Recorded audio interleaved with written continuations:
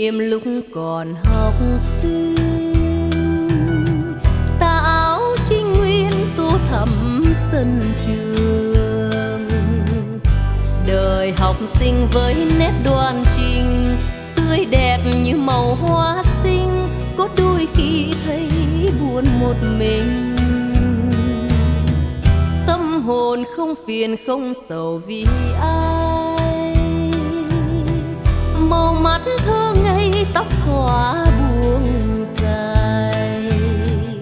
Lời yêu đương vẫn rót bên tai, nhưng lòng không hề yêu ai. Bên xuân xin ước hẹn ngày mai.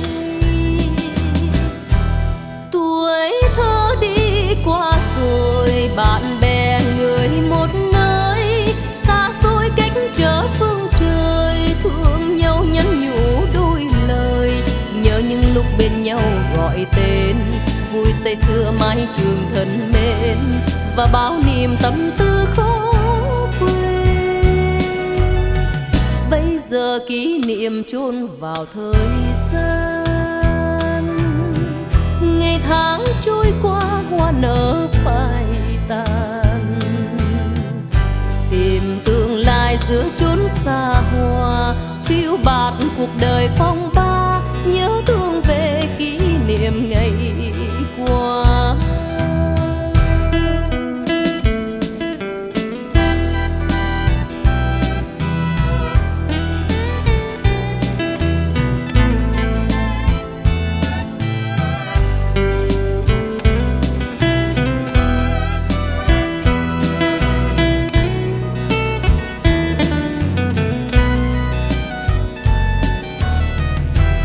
Hồn không phiền không sầu vì ai, màu mắt thơ ngây tóc xõa buông dài.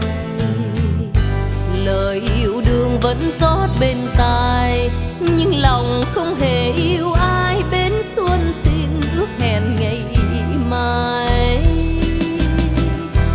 Tuổi thơ đi qua rồi, bạn bè người một nơi, xa xôi cách trở phương trời. Thương nhau nhắn nhủ đôi lời, nhớ những lúc bên nhau gọi tên.